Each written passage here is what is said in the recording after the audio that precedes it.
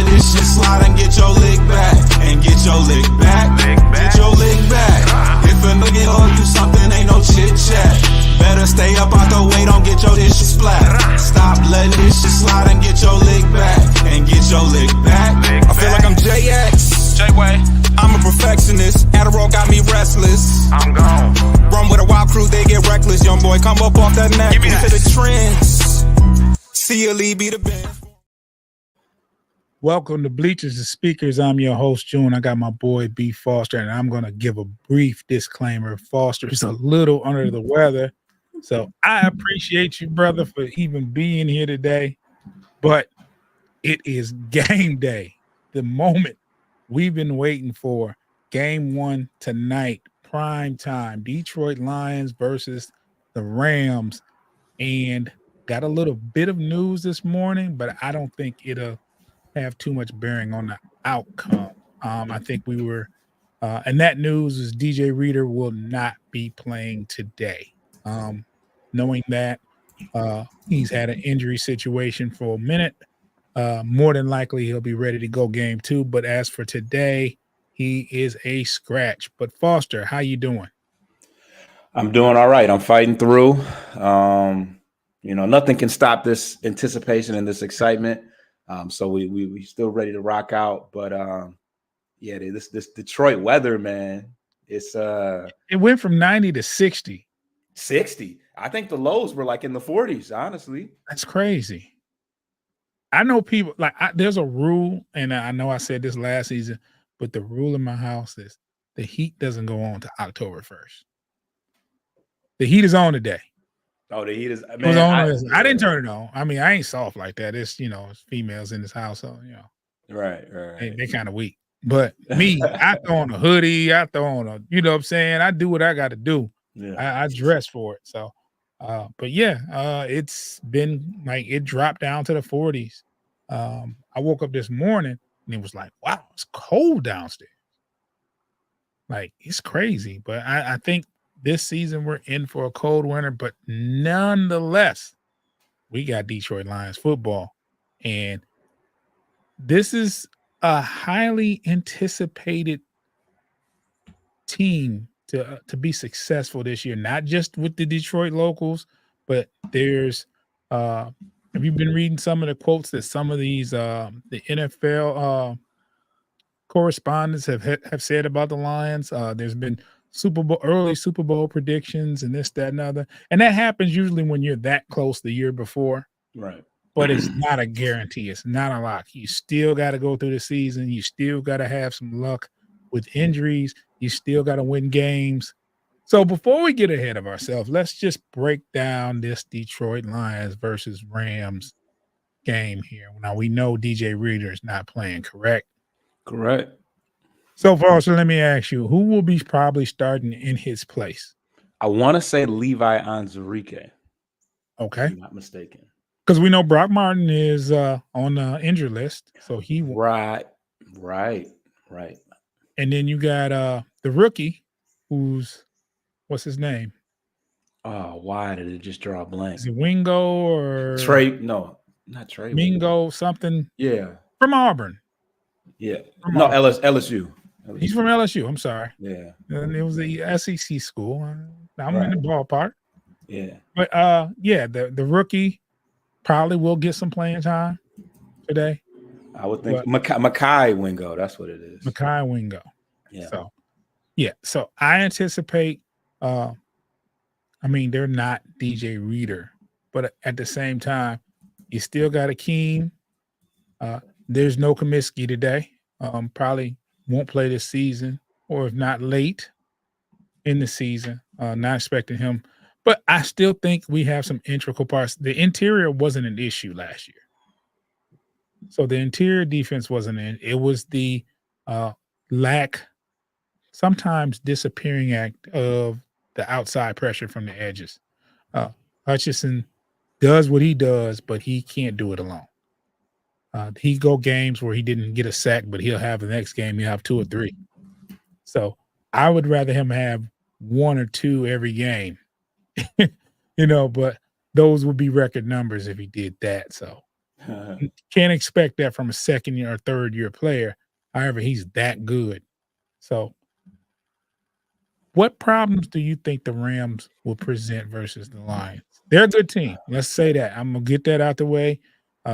Regardless of uh, Aaron Donald not being there, they still have offensive weapons. Uh, the question is the defense. So, Foster, what problems do you think they present for the Lions today? Well, we're gonna have to see if we can hold Cooper Cup and Puka Nacua at bay. I mean, Nacua had Nakua. he had 181 yards the last time we played in the playoffs. So Yes. And overall, Stafford had 300 plus yards passing. So obviously the secondary was, we were working with Cam Sutton and Kendall Vildor as our CB 1s and 2s on the outside. So I expect to see a better effort in the secondary for sure. Yeah. And then outside of that, I mean, it's tough to say. It's hard to miss something that we never had as far as DJ Reader. We're obviously gonna have to wait at least another week before we can see his impact. But yeah, in place of him, we're gonna have guys like Kyle Pico and Chris Smith. Chris Smith was actually activated, I want to say, from the practice squad due to that injury. So I don't anticipate big problems as far as stopping the run, but I'm really looking forward to see what Marcus Davenport can do, being that he's healthy. Because when he's healthy, his pressure rate is, very surprisingly close to what Hutch's is. His issue has always just been his availabilities. So yeah, the linebacking core is pretty much solidified and the same as it was last year. But I'm really excited to see what the secondary looks like now that we have a totally retool. I mean, we got Ennis. You can't forget about Ennis Rackstraw. We got and then of course we got Kirby Joseph and yeah. Now we lose. I'm not sure if CJ Gardner. Yeah, he played in the Yes, he came. Yeah. Yeah. I mean, you talking about versus the Rams? Yeah. He was back in the regular season, wasn't he? He was back the last game of the regular season, and he was there for the playoffs. Right.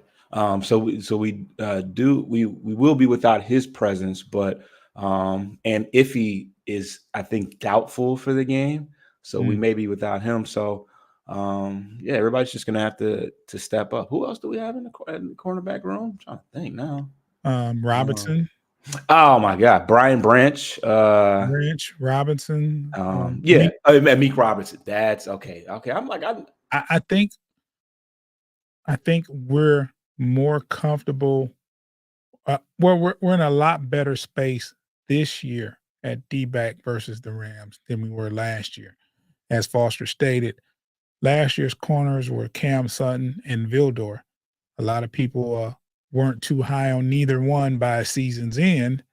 And this season we have Davis and Terrion Arnold as your starting corners, which Arnold's unproven. Davis isn't unproven, though. Davis is proven, and he's a good player.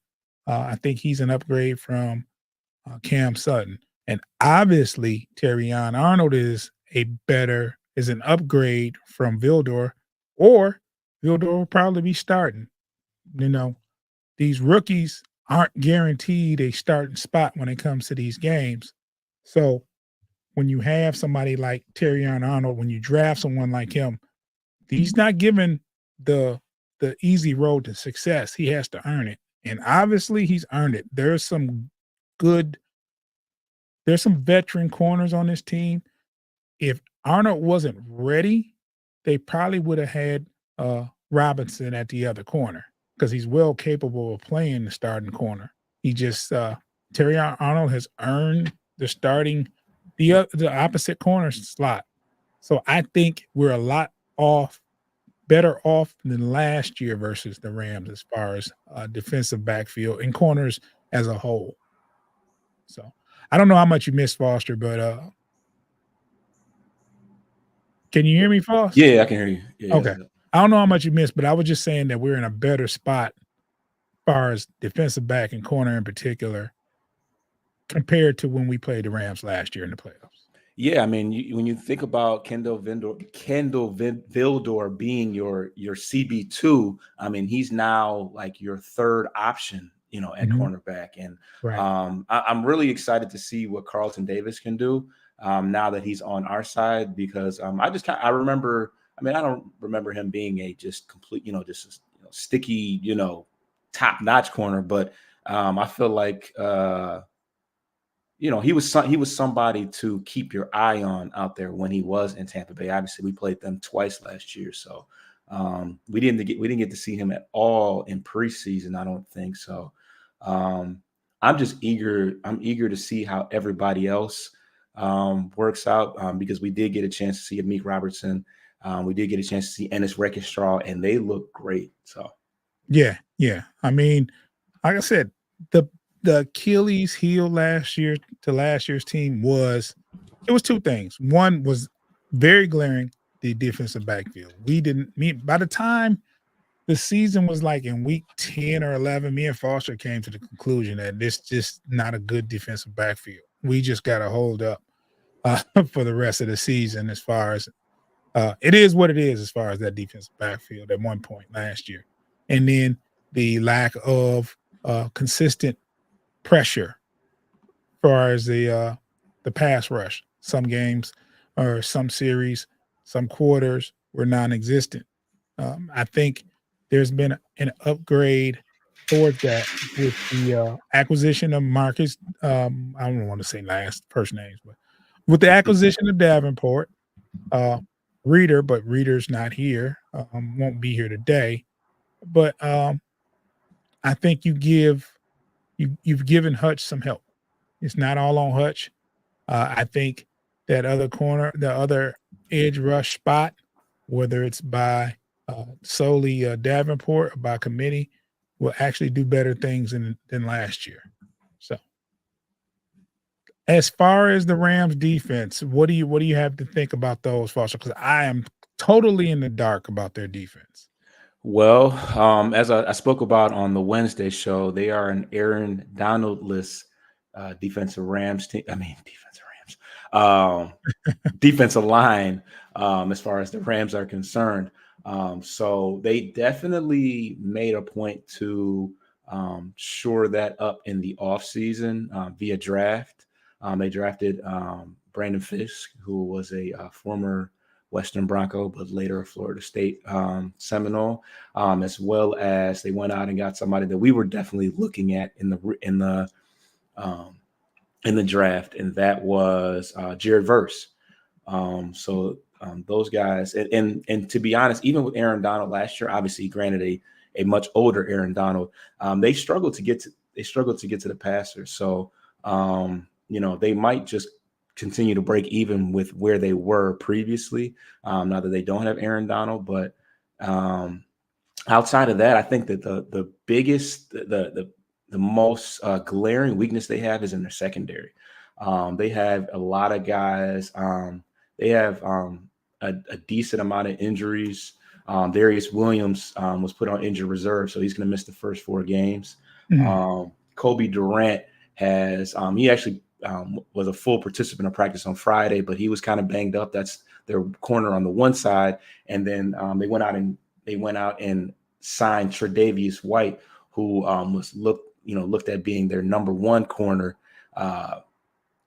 going into the year, but he's coming off an Achilles heel injury that ended his season last year, and he's pretty much a game time decision. So with them already struggling in the secondary, I think that's an area that we can definitely exploit going into this game.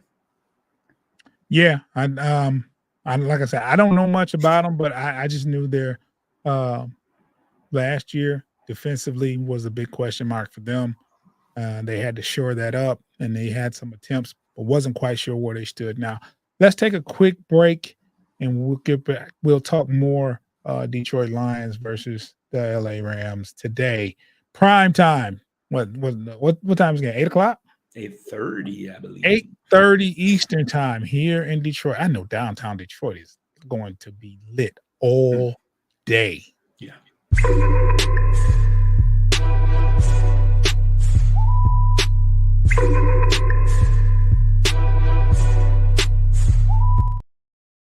Okay, we're back. And before we go any further, I want to remind our people to subscribe to Bleachers to Speakers on YouTube if you haven't already.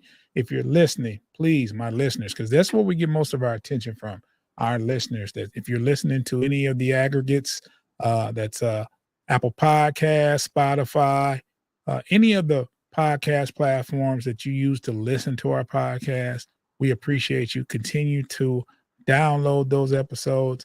And please, if you get a chance, subscribe to Bleachers to Speakers on YouTube.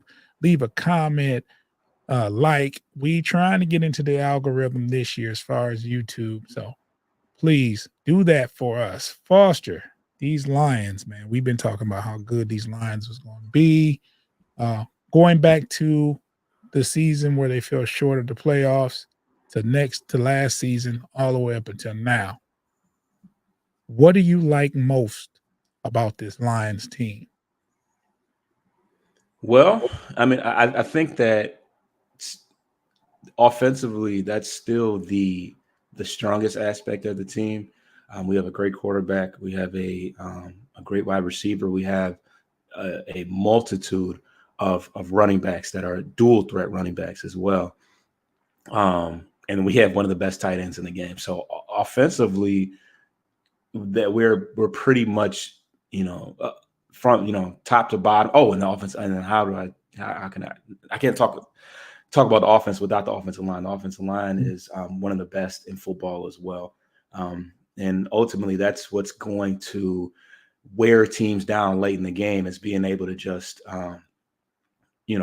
depend on them to, wear that defensive line down to where they're not able to rush Jared Goff the way they want to. But I'm still excited to see what improvements we've made defensively as well, because we've made a lot of changes specifically in the secondary. But James Houston is healthy, so we'll get an opportunity to see what he's like, what he can do with a full season or a start of the season. We don't know where what the season holds. So, right. Marcus Davenport, I have high hopes for him, and just being able to provide more support to the other end of the line with Aleem McNeil and Aiden Hutchinson. The two guys, the two staples that have held it down for us over the last few years. Yeah, for sure. There's a lot of people when you talk to them that aren't Lions fans, because you said something, but there's a lot of people when you bring up Goff name and you say good or great or anything, they kind of scoff at it. Why is all the Goff hate? I don't understand it. Like, from my perspective, he may have had 2 or 3 bad games last year throughout the whole season last year. Now, mind you, we're going into his 4th straight season, where 3 seasons prior to that, he didn't miss a game, didn't miss a snap. 2 back-to-back 4,000-yard passing seasons. Those are not by luck. When he is on, right? What's with all the Goff hate, Foster? I mean, I'm sure it's just not someone who's not a Lions fan but usually when a quarterback does great things, no matter the team, they give it up for him. They don't give it up for Goff. Why do you think that? I think it's his inability to create in off-schedule situations where he does have to make something happen outside of the planned situation. And I don't know. I think that he's still viewed as a game manager and somebody that is a product of systems. And I mean, there's nothing you can say to Detroit Lions fans or Detroit sports fans in general about Jared Goff, but it's just going to be one of those things. I don't anticipate it changing unless when he makes another playoff run this year, they'll have less to say. But he's just one of those guys that's always going to have to probably play with a chip on his shoulder and deal with the fact that he'll probably never be appreciated quite the way he's supposed to be. But it is what it is. When it's all said and done, the only thing that matters is the results. Everything else is just talk. It's not important. I think that you hit the nail on the head as far as the ad libs, right? He's not going to do what Lamar Jackson does. He's not going to do what Mahomes does. When he doesn't have to, when he can set his feet and throw, that's when he's at his best. And you've seen him at his worst when he has to run or has to move around. That's just not him. And that's okay with me. That's okay with me. With the playmakers we have, we shouldn't have to. With the offensive line that we have, he shouldn't have to do all that. I think those are great attributes for a quarterback, but when you don't have to do that, that says a lot for your playmakers and your offensive line. So I think when people mention Goff, they look at him in the light in comparison to the Mahomes and Lamar Jackson, the people with escapability and can go that can run plays, just strictly like a quarterback that can actually has run option pass or this, that, and other. He's not going to be looked at in that light. And that's not him, and I'm fine with that. Yeah. So, because if you look at it, you saw Hendon Hooker in the preseason, and like, oh my gosh, they're going crazy, right? Because he's making plays with his legs, and that's just not Goff. Right. That's just not Goff. As long as he continues to throw touchdown passes and throw for 4,000 yards, I will never complain about a quarterback like that. Just never. So I think one of the best things about this Detroit offense outside of the line is the running backs, the 1 and 2. I don't think there's too many, if any, 1-2 punches from the offensive backfield than what we have. And we've only seen a glimpse of it. We've seen 1 year of it. And this is Jahmyr Gibbs' second year. Montgomery looks like he's a player trying to keep a younger player from taking his job. That's how his effort has been. Foster, what do you think about those two? I mean, that's a dynamic bunch. I mean, it's the epitome of lightning and thunder. Montgomery is a very stout, powerful back. He can get you those tough yards when it's third and short, fourth and short, or any version of short. But he also he don't sleep on the speed. I mean, we've seen him break out and seen him break out in the open field and run away from some folks as well. So, but I just like his ability and both of their abilities to be dual threats as well. You can't just focus on them receiving the ball via handoff. You got to keep an eye on them when we start doing those screens and those different routes out of the backfield as well. But yeah, as far as Jahmyr Gibbs, he's been he's a dynamic guy. He's a guy that you have to, every time he touches the ball, there's a danger that he might take the ball long distance. So a guy like that on your team, you love to have, because you can't let up on him. You can't sleep on his ability to make the big play. So it's where we don't have that in the quarterback position. He is every bit of that at the running back position, because he can really turn a 3-yard gain into a 30-yard gain in the blink of an eye. And we didn't even get to talk about, Sione Vaki, who eventually is going to get some opportunities as well. So you're very high on Sione Vaki, man. He looked good. And the beauty is that he can sit back and really just observe and not have any pressure early on to do a whole lot.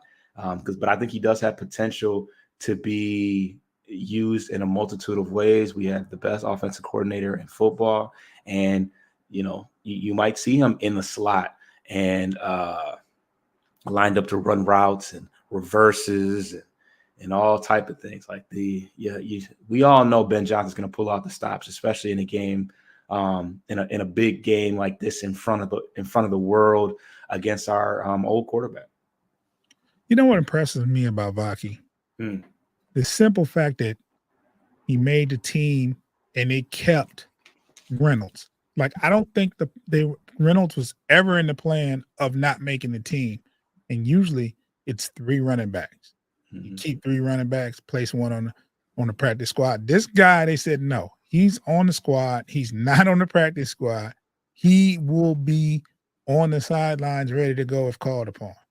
So that in itself is impressive with Gibbs, Montgomery, and Reynolds already there at your disposal. So it's very impressive for him to even be on the squad. Like, they drafted him late. Everybody that didn't know any better assumed this is a safety. We're going to play him at safety, or we're going to play him on special teams. No, that was not the intention. The Lions had something in mind for him, and they saw something, and he showed something in preseason. So it's kind of crazy that he made the team, but it's, one of those things where you can't keep good talent off the field. Just can't. Another person that I'm looking very forward to, because I think if this guy's a problem, then Detroit will definitely be a problem. If J-Mo can produce, not saying that he hasn't produced, but let's keep it a buck.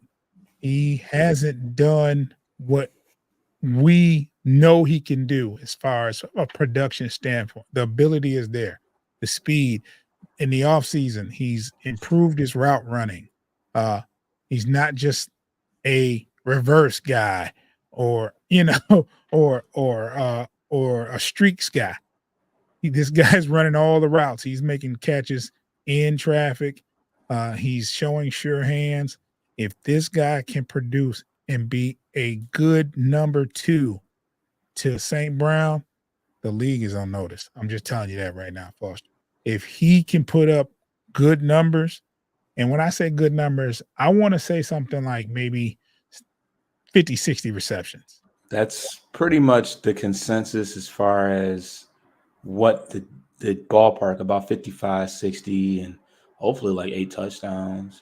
If he does that, the league is on notice. It's going to get crazy, because if you pair that and St. Brown does what he does, and you got the backfield doing, if this offensive line continues to do what they've been doing, the league's on notice, man. And I hate to sound cocky like that. I'm just telling you what it is. This guy is electric, and he can be, and we've seen it. And he just haven't had the production numbers. And I think those numbers, if they show this year, it's going to be a great season offensively for the Detroit Lions. I'll just say that right now. Now, is there anybody on defense that you'd like to see stand out this season or tonight's game? Terrion Arnold. He's a rookie corner. He won the starting outside position. He's going to be tasked probably with probably Cooper Kupp. It's tough to say. Like, I don't know. Sean McVay moves them receivers around. There's just no way to know who you're going to cover. Right. He's a nightmare. He's a matchup nightmare wizard. Like, he's going to run those guys in motion. He's going to line them up. They're going to do picks. They're going to do all kinds of things to get those guys in a mismatch. It's going to be really interesting to see. It's hard to say, even in today's football, period, that this person is going to be on this person, and usually this side of the field, because you just don't know. Right. But the exciting thing, I guess, also is the fact that we're so deep at that position that we'll have guys like a Rackstraw and a Robertson that you throw them on them, you don't feel as disadvantaged as you would have felt last year. I don't think we had that one great corner, maybe. I don't know. It's too tough to say right now. But I feel like just top to bottom, we're a much deeper unit.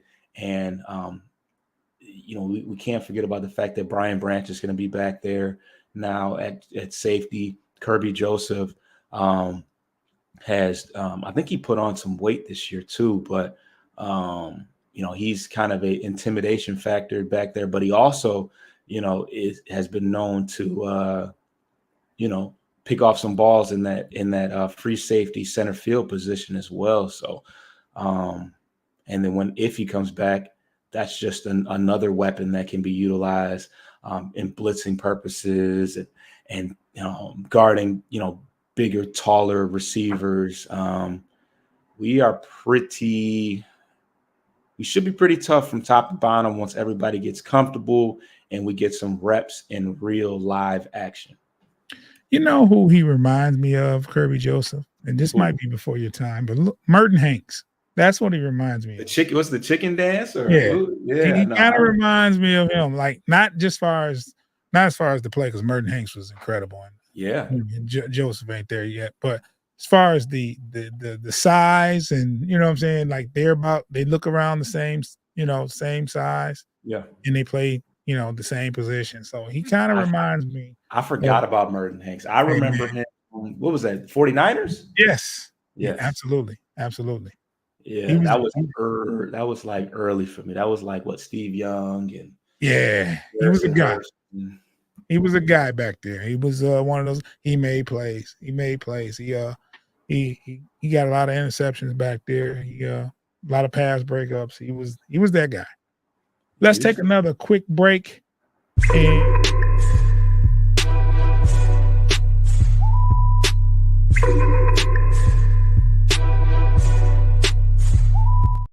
I pulled the trigger on that fast. I was mid-season, like threw me off. I was like, whoa. Threw me off too, man. It's like, wow. You can't put the wrong person in control. I tell you that. Subscribe to Bleachers and Speakers on YouTube. I can't stress that enough. Please subscribe to Bleachers and Speakers on YouTube. Let's get this subscriber rate up to at least 200 by the end of the month, and then we'll work on 300 after that. But for now, let's get these subs up to 200, man. Hit the like button, share. Me and Foster is bringing to you dope content. If you're a Lions fan, check us out. Like, for real. Even if you're not a Lions fan, we'll talk bad about your team, and then you can talk bad about ours. We'll bring you aboard. No, we're not going to bring you aboard if you talk bad about the Lions. I'm going to keep it real. But at the same time, I'm excited for the day. Game time is 8:30. I may do a brief initial reaction. Foster may not be available, but I may do a brief initial reaction. It just depends on how the game goes. It's going to depend on how the game goes? Yeah, if they – okay, put it like this. If they do – the game is extremely boring in a win, you probably won't hear from me tonight. If it's electric, no matter the outcome, win or lose, you'll probably hear from me tonight. If the Lions look dominant in a blowout, you'll probably hear from me tonight. But if it's just like a boring game, the game winds up being like 2-0 with the safety that wins, that baseball game. Oh yeah, if the both teams, and they can't look like the past two opening games have looked. There's been a lot of penalties. Like, they are really, really going crazy with the whistles. The first two games that played on Thursday and Friday night, the Kansas City Chiefs in Baltimore, and then Green Bay versus Philly, was very, very penalty induced, and that bugs me more than anything. Like, very sloppy play. This lining up of the offensive line, they're calling everything. Not everything. You see it. You see them call it one play and they don't the other. And I guess it's kind of a contradiction, because my thing is, you have to call it if it's wrong. And they called it a lot, and it's been wrong even more according to the rule book. And then some teams get the call, some teams don't.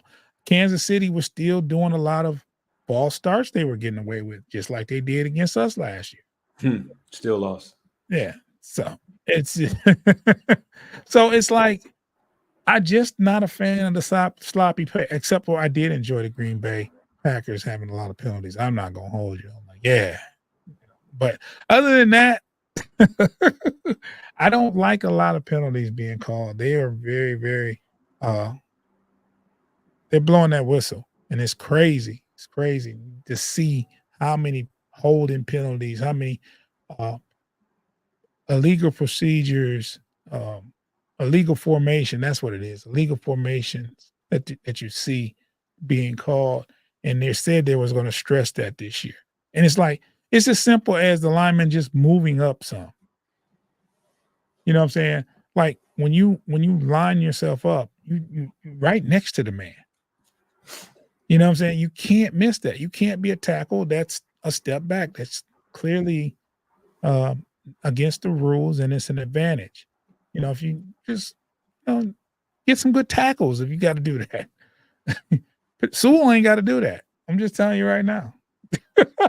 Yeah, everybody ain't Sewell, but yeah. Well, I say this and watch he lined up bad tonight.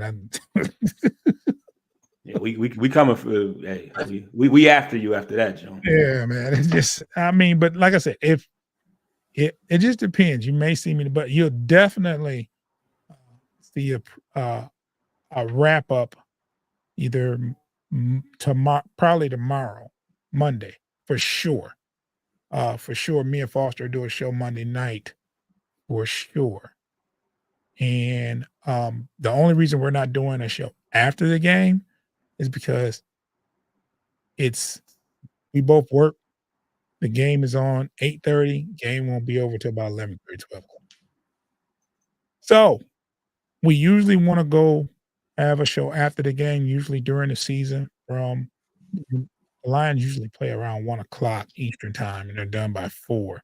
So we'll do our shows right usually when it's at 1. There's sometimes we play at 4 because of a West Coast, and we'll do that as well. We'll do a show after that, but it's very, very difficult to do a show at, if the game's playing at 8:30. That's just what it is. I won't hold Foster to that. I might get on and do a quick initial reaction depending upon how the game is. If not, it'll be the next day, but we promise you to keep you posted with the shows. The shows aren't going to stop. And I want to take this time too to thank all the listeners out there that's downloading the episodes. We expect greater things this year as far as downloads. And Foster, I remember when a goal of ours was to get 200 downloads in a month, right? And now we're getting them in a week. So we're doing something right.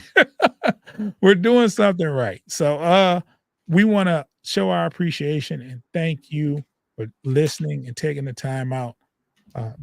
We know that there's a big Detroit Lion fan base we haven't even tapped into yet, but the people that are here now, we appreciate every single one of you. Foster, do you have anything to say to the people out there about their participation? Well, one last thing that I wanted to touch on as far as keys for the game is the Rams offensive line. They have one of their offensive tackles was suspended for player misconduct. So he'll be missing the first 2 games of the year. Oh, the Rams? Yes. His name is Alaric Jackson. Okay. He's guilty. He did it. Right. Yeah, the Rams. I'm talking about the Rams. Yes. Okay. I was about to say, no, that's bull, but yeah, he did it. Yeah. So they had to and protecting Stafford was already kind of an issue last year. They gave up the seven most sacks this past year. So Dak just got paid. Oh wow. Yeah. So yeah, they have that going on as well as they have a game time decision. Well, I think he's questionable His name is Rob Havenstein. That's another member of their offensive line. So that's something to look into, and it may bode well for us trying to get to Stafford a little bit more in this game. Is the fact that they're got a few guys that might be out / banged up. And I think Jonah Jackson was a little bit, the former Lion, he was a little bit banged up going into this game. But I think he was a full participant of practice this week and will likely play. Yeah, he was a full participant on Friday. So,